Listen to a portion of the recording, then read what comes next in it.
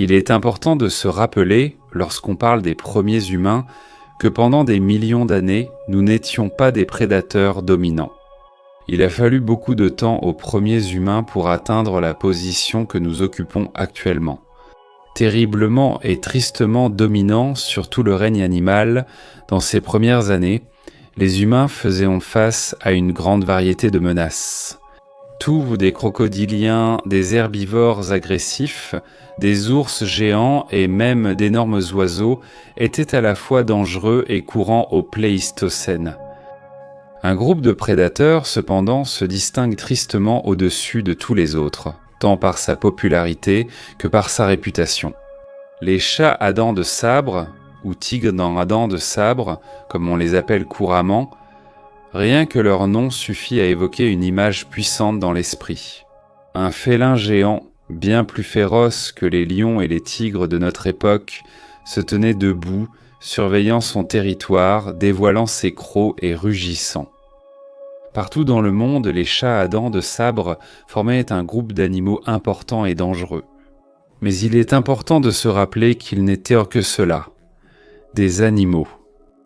Tout comme nous, ces mammifères redoutables avaient en eux des vies sociales complexes, des émotions et des habitudes qui sont généralement négligées au profit de l'arsenal de chasse spectaculaire dont se vantaient ces prédateurs suprêmes.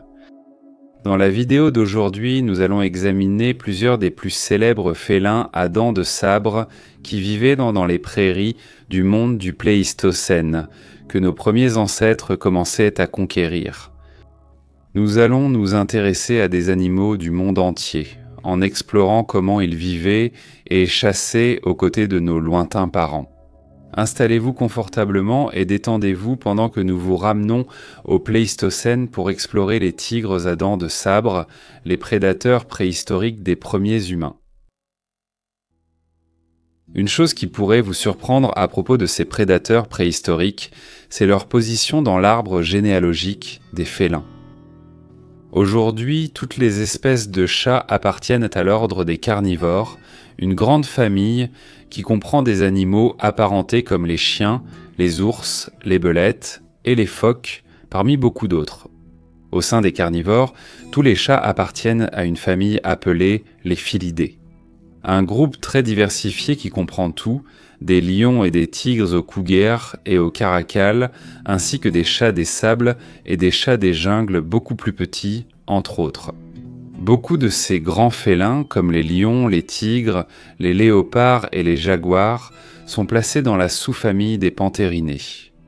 Alors que certains des félins, généralement plus petits, y compris non seulement les chats des sables et les chats des jungles, mais aussi les guépards et les cougars, sont placés dans la sous-famille des félaninés. Quelle est alors la place des félins à dents de sabre ? En fait, ils appartiennent à une sous-famille distincte de la famille des félinés, différente des deux autres. Cette sous-famille est connue sous le nom de Macérodontines. Et tous les animaux dont nous allons parler dans la vidéo d'aujourd'hui sont étroitement liés au sein de ce groupe. Bien que ces félins soient apparentés les uns aux autres, ils ne sont pas étroitement liés aux tigres, ce qui peut entraîner certaines idées fausses concernant leur célèbre surnom. Ils ne sont pas non plus particulièrement proches des autres félins de la famille des félidés et se sont séparés d'un ancêtre commun bien plus tôt. La sous-famille des Macarodontinés comprend une variété de sous-groupes, et les félins de ce groupe pouvaient sans doute être trouvés sur de nombreux continents, les Amériques, l'Asie, l'Afrique et l'Europe. Le nom de la sous-famille est dérivé des mots grecs signifiant « dents de dague », car tous les félins de ce groupe arboraient les célèbres canines en forme de sabre qui les aidaient dans leur technique de chasse unique. Beaucoup de ces félins de cette sous-famille préféraient les vastes prairies ouvertes, comme les prairies, les pampas et la savane, et étaient adaptés pour s'attaquer à de grandes proies. Ces félins sont apparus pour la première fois au début de l'époque du Miocène, il y a environ 23 millions d'années. Lorsque nos ancêtres humains sont arrivés sur la scène, ils entraient dans un monde déjà dominé par ces prédateurs aux dents acérées. Dans de nombreux environnements, ils étaient les prédateurs au sommet de la chaîne alimentaire, rendant la vie très difficile aux premiers humains. Tout comme nous, ces félins ont d'abord évolué en Afrique et ont pu se répandre à travers le monde au fil de leur histoire évolutive. Les humains rencontraient une grande variété d'espèces sur presque tous les continents où ils s'aventuraient, et dans chaque endroit, ils étaient presque toujours les principaux prédateurs. Ce n'était qu'à l'époque de l'Holocène, l'époque même dans laquelle nous vivons aujourd'hui, que les félins macérodontins ont disparu, ayant été contraints de rivaliser pour les ressources alimentaires à la fois avec les espèces félines contemporaines et avec des groupes d'humains primitifs technologiquement avancés. Il est également intéressant de noter que les dents en forme de sabre n'étaient pas une caractéristique exclusive des félins macharodontinés. Bien que ces félins soient sans aucun doute les animaux les plus célèbres à avoir arboré ces armes impressionnantes, de nombreux autres prédateurs au cours de l'histoire ont utilisé cette technique pour maîtriser leur proie. La première apparition de ce phénomène peut en fait être retracée à plus de 250 millions d'années lorsque des gorgonopsiens comme l'Icanops parcouraient les broussailles africaines de la période permienne, bien avant même l'apparition des dinosaures sur la scène. Autant que nous le sachions, après l'extinction des gorgonopsiens, les dents en forme de sabre resteraient absentes dans les archives fossiles jusqu'à l'arrivée du Cénozoïque, avec des marsupiaux comme Thylacosmilus qui ont développé certaines des canines courbées les plus impressionnantes jamais observées. D'autres groupes de mammifères carnivores allaient alors suivre le mouvement. Les créodontes, les nimravidés, les hyénodontes et les barbarophilidés, tous des mammifères prédateurs qui ressemblaient superficiellement à des chats. Cette vidéo reprend à un stade très avancé de l'évolution des dents de sabre, où le dernier groupe d'animaux à les posséder est celui des félins Macharodontinae.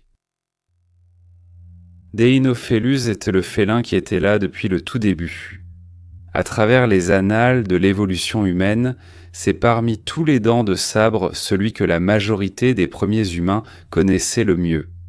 Les espèces félines du genre Deinofelus étaient largement répandues à travers les époques du Pliocène et du Pléistocène, apparaissant il y a environ 5 millions d'années dans les plaines d'Afrique. Vers 1 million d'années, le genre s'était diversifié et avait atteint l'Europe, l'Asie et même l'Amérique du Nord. Mais ce sont nos ancêtres en Afrique qui ont passé le plus de temps autour de cette espèce. De nombreuses espèces de Deinofelus étaient grandes, à peu près de la même taille que les jaguars et les léopards actuels. Et contrairement à beaucoup de félins à dents de sabre, ils préféraient des environnements forestiers plus densément abrités. Cela a amené les scientifiques à supposer que, comme ces félins, ils pouvaient posséder un pelage tacheté pour l'aider à se fondre dans l'environnement et traquer ses proies avec la plus grande facilité. Les dents canines de Deinofelus étaient plus courtes que celles observées chez les félins à dents de sabre ultérieures, mais elles étaient tout de même nettement plus longues que celles des lions et des tigres actuels, indiquant sans aucun doute à quelle sous-famille appartiennent ces animaux. Lorsque Deinofelus est apparu pour la première fois, ce n'était pas l'animal le plus redouté d'Afrique. Ce titre appartenait aux premiers léopards, experts dans l'escalade des arbres pour chasser leurs proies. Cela signifiait qu'il n'y avait pratiquement aucun endroit sûr pour les australopithèques et les premiers membres du genre Homo qui vivaient en Afrique subsaharienne. Deinofelus préférait alors chasser de grands herbivores, comme les antilopes et les équidés. Comme beaucoup de grands félins, Deinofelus aurait utilisé les sous-bois comme couverture, le motif tacheté ou rayé possible de son pelage brisant sa silhouette dans la faible lumière. Une courte poursuite aurait eu lieu juste au moment où le félin trouvait un endroit approprié pour tendre une embuscade à sa proie. Toutes les chasses n'auraient pas été couronnées de succès, mais utiliser la discrétion aurait été préférable pour un animal qui n'était pas fait pour les poursuites sur de longues distances. Des preuves existent que Deinofelus a chassé Australopithèque africanus, une espèce qui avait tendance à préférer les zones boisées de l'Afrique ancienne plutôt que les plaines ouvertes. Il s'agissait d'un primate qui n'avait pas encore totalement maîtrisé l'art de marcher debout sur de longues périodes et passait donc beaucoup de temps près des arbres. Cette espèce croisait probablement souvent la route de Deinofelus et certaines de ses rencontres étaient sans doute hostiles, prend un terme pour ne pas dire plus. En plus de cela, des crânes du parent humain primitif Paranthropus ont été retrouvés sur des sites fossiles en Afrique du Sud. Ces crânes semblent avoir été perforés par des dents correspondant à la taille et à l'espacement de celles que possédait Deinofelus. On pense que cela était un événement rare, peut-être lorsque les félins étaient enchâssés des zones boisées vers les plaines par la faim. Deinofelus était célèbre non seulement pour ses dents en forme de sabre, mais aussi pour ses puissants membres antérieurs qui, selon les chercheurs, servaient à maintenir une proie au sol lors de la mise à mort. La structure sociale et le comportement du Deinofelus ne sont connus qu'indirectement, déduits grâce à des découvertes particulières faites en Afrique du Sud. Non loin des grottes de Sturkfontein, sur un site connu sous le nom de ferme de Bolt, les restes d'une famille de Deinofelus ont été retrouvés préservés ensemble, très proches les uns des autres. Un mâle, une femelle et un petit étaient présents dans ce que l'on pense avoir été une fosse ancienne, un piège naturel dans lequel plusieurs animaux malchanceux se sont retrouvés. Ceci est une preuve de comportement social, ce qui implique que ces félins vivaient peut-être ensemble en groupe. Sous la famille Deinofelus, dans la fosse de la ferme de Bolt, repose un petit groupe de restes de babouins.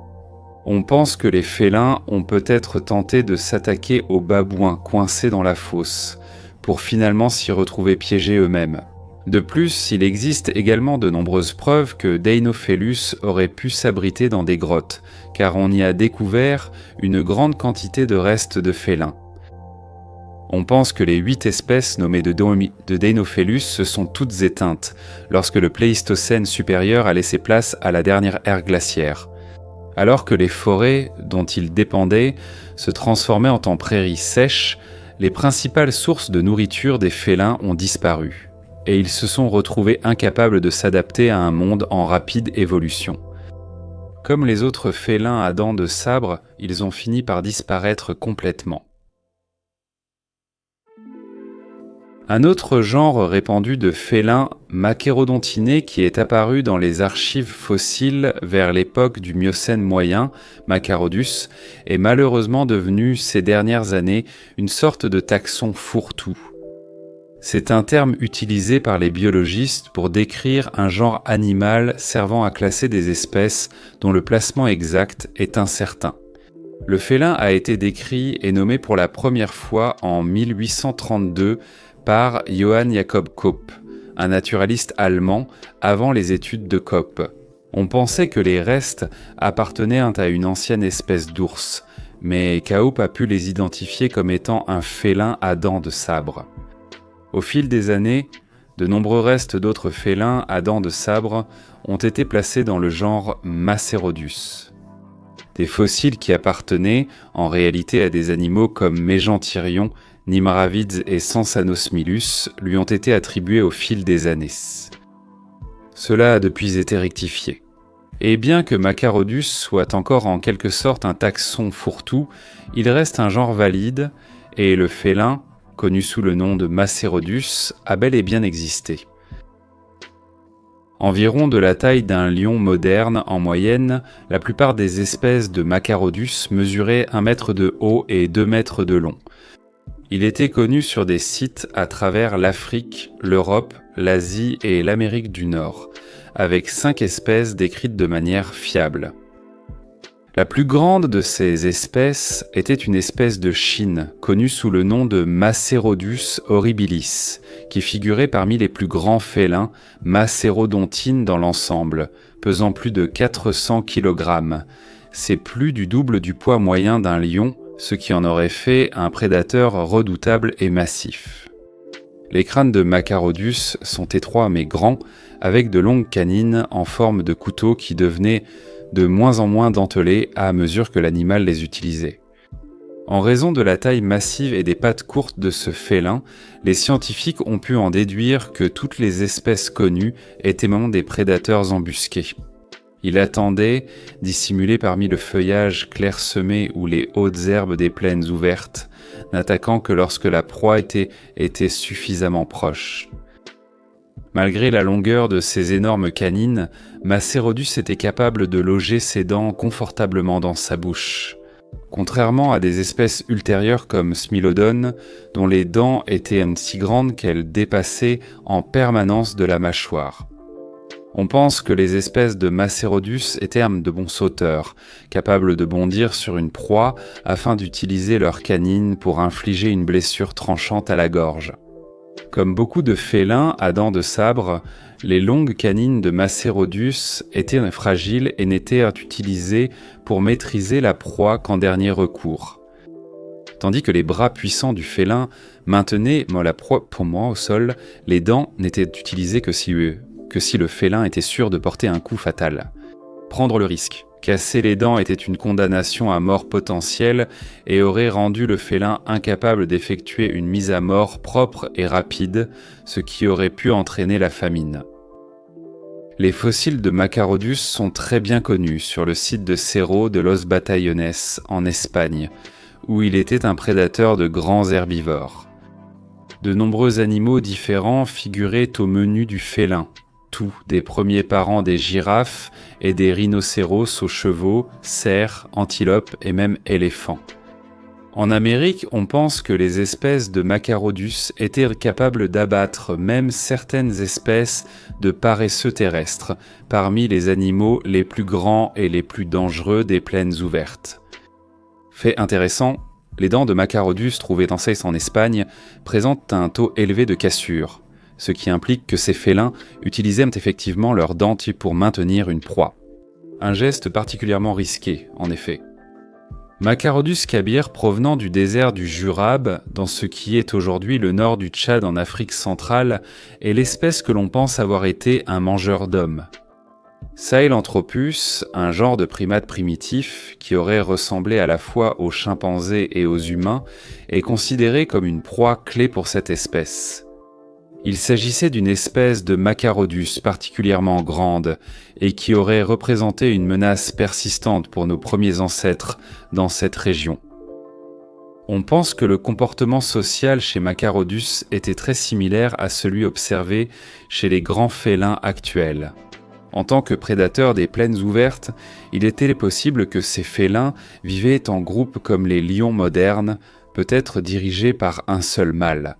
Les femelles assurant la plupart de la chasse en groupe aurait accru les succès pour trouver de la nourriture. Et comme tant de grands herbivores croisaient la route de ces félins, c'était presque une nécessité. Homotherium était ce que l'on appelle aujourd'hui un félin à dents de cimeterre et représentait un genre extrêmement répandu, connu à la fois des deux Amériques, de toute l'Eurasie ainsi que de l'Afrique. Ce félin est apparu pour la première fois au début du Pliocène et a vécu jusqu'à la fin du Pléistocène, ce qui signifie qu'il a croisé plusieurs espèces d'humains primitifs. Alors, qu'est-ce qui distingue Homotherium des autres macérodontinés ? Qu'on devrait l'appeler un chat à dents de cimeterre et non un chat à dents de sabre. La différence évidente, ce sont les dents. Les canines en forme de sabre d'Homotherium étaient beaucoup plus courtes et plus courbées que celles des autres macérodontinés. Un indice qu'il était beaucoup plus à l'aise pour chasser des proies se déplaçant plus rapidement. Des proies qui n'avaient pas besoin d'être abattues d'un coup à la gorge.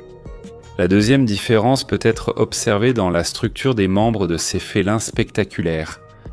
Bien que dans l'ensemble, Homotherium était de taille plus petite que les félins que nous avons rencontrés jusqu'à présent, ses pattes étaient proportionnellement beaucoup plus grandes. Homotherium courait sur 4 longues pattes élancées. Cela lui aurait permis d'atteindre une grande vitesse. Cela lui permettait de chasser plus comme un guépard que comme un tigre, et il était un prédateur de poursuite ciblant des herbivores plus petits et moins massifs.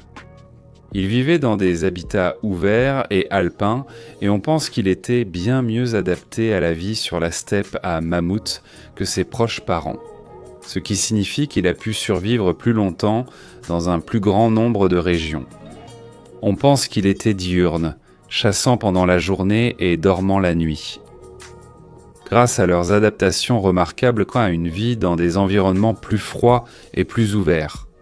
Homo therium était un prédateur avisé qui chassait une grande variété de proies. On pense que les félins africains chassaient non seulement des antilopes et des chevaux rapides, mais aussi des éléphantaux. Le Homo therium de l'hémisphère nord chassait presque certainement les premiers humains et a vécu sur Terre pendant presque toute notre histoire évolutive. Des griffes acérées et rétractiles ainsi que des mâchoires puissantes signifiaient en ce sens que nos premiers ancêtres vivaient dans la crainte de ces prédateurs rapides et intimidants. Pour vous donner une idée, imaginez un animal de la taille et de la forme d'un léopard courant vers vous, mais avec des pattes beaucoup plus longues. Alors qu'un léopard compte sur la discrétion, Homo therium aurait eu d'énormes réserves d'endurance. Quand vous commencez à fatiguer, Homo therium peut continuer. En Amérique, plus précisément au Texas pendant le Pléistocène, une série de squelettes d'Homo therium sont associés au reste tout proche de plus de 400 jeunes mammouths.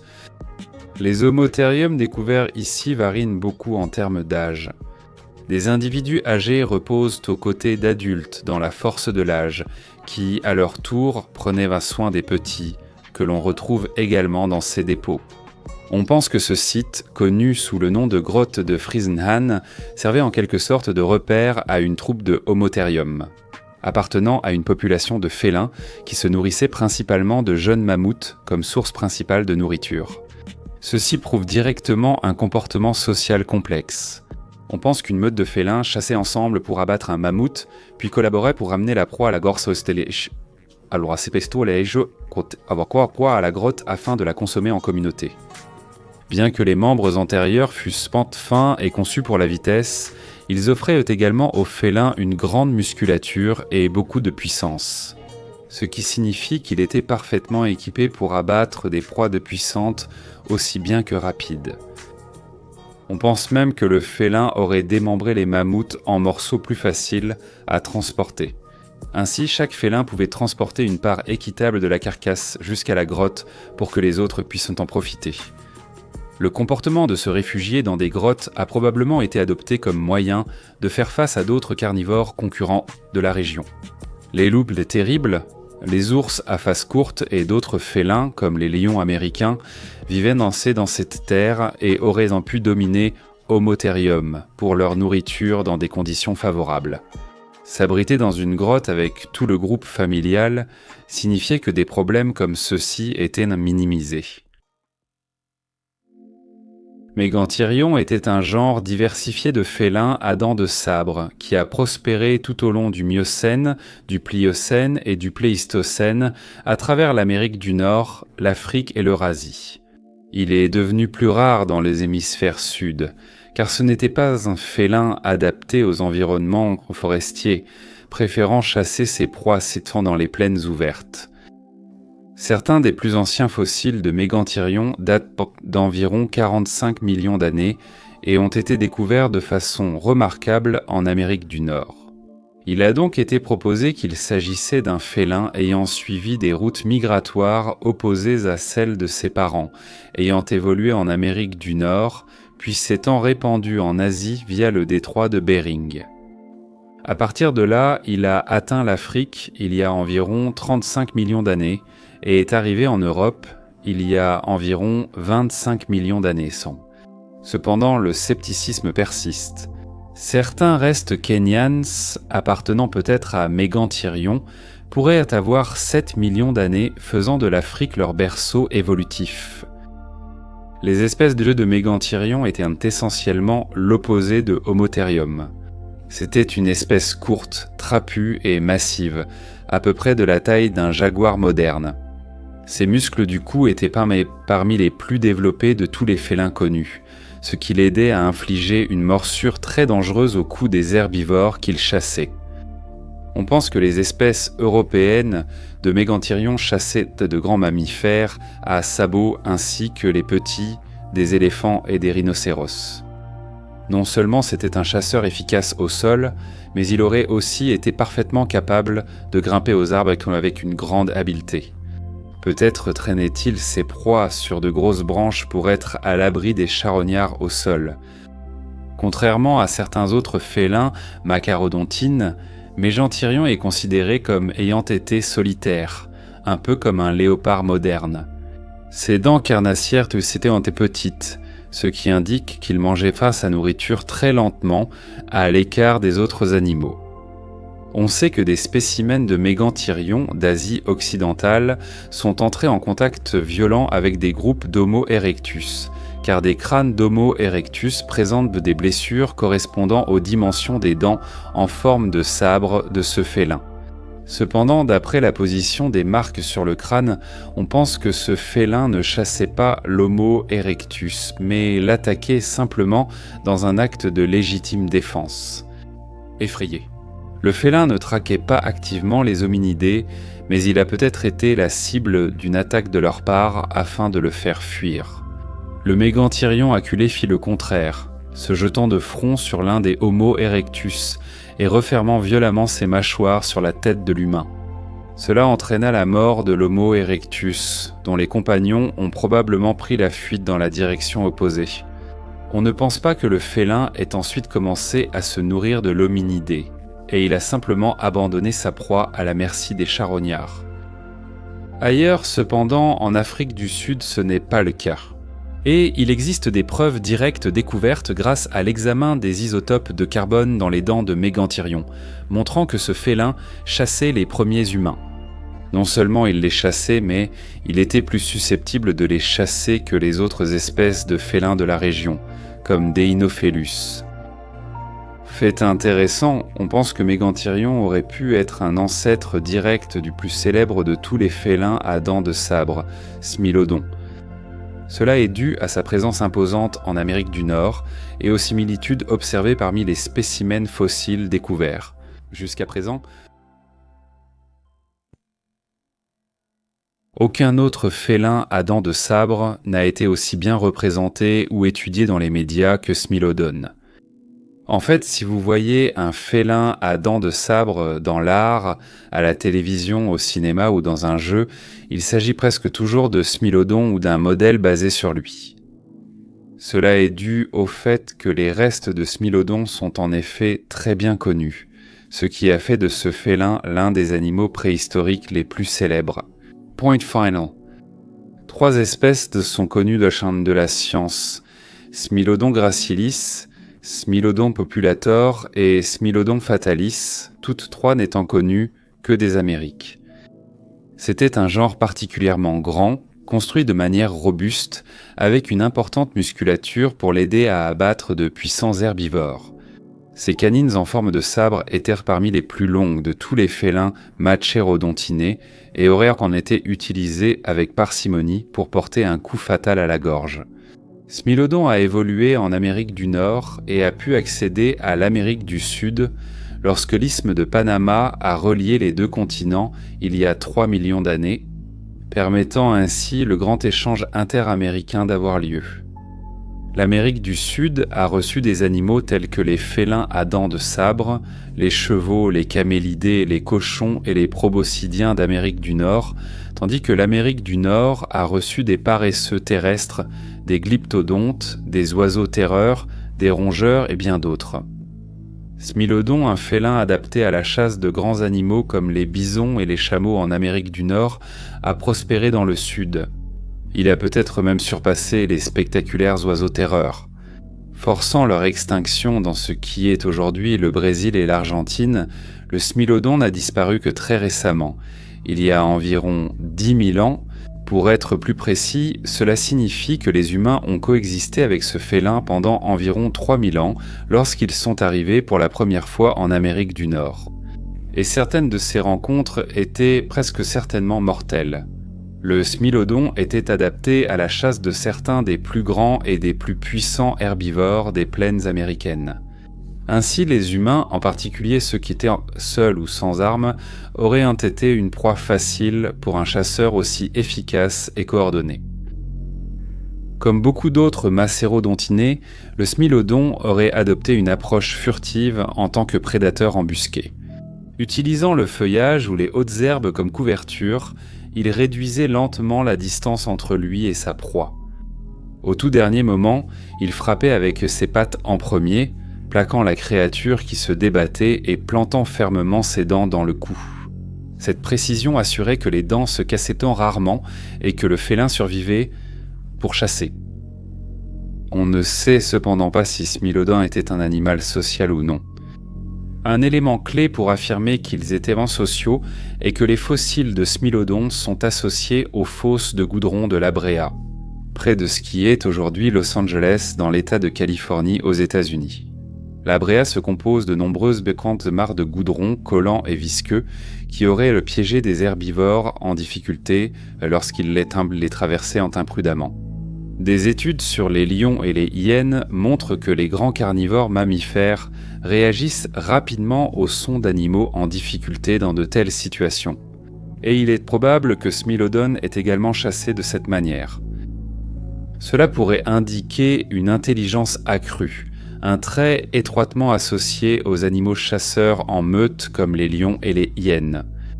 Il existe également de nombreuses preuves de blessures guéries sur les os de Smilodon. Un Smilodon solitaire succomberait probablement rapidement à la mort s'il subissait de telles blessures. Mais un Smilodon social aurait été pris en charge par un groupe pendant sa convalescence, avec de la nourriture qui lui aurait été apportée. La structure des osioïdes dans les organes vocaux du Smilodon implique qu'il était capable d'émettre une large gamme de sons, y compris le rugissement, ce qui constitue une preuve supplémentaire de sa sociabilité. Inversement, cependant, il existe de nombreuses preuves de violence entre membres de la même espèce parmi les restes de Smilodon, ce qui pourrait indiquer un mode de vie solitaire. La concurrence était intense, ce qui entraînait des fractures, des morsures et des affrontements territoriaux, dont certains étaient possiblement mortels. Le débat continue, mais les preuves semblent pencher légèrement en faveur de l'idée que ces félins étaient des animaux sociaux.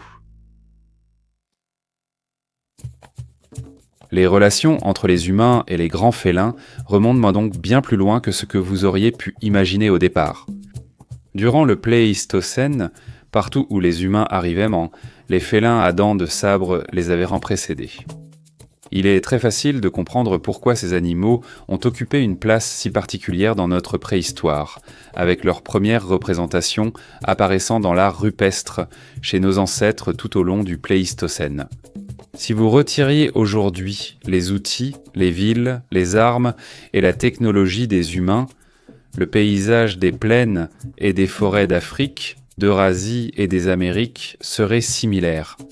Les félins régneraient en maître avec des prédateurs comme le tigre, le lion, le léopard, le jaguar et le cougar qui nous rappelleraient notre humilité en tant qu'autoproclamé plus grand prédateur du monde.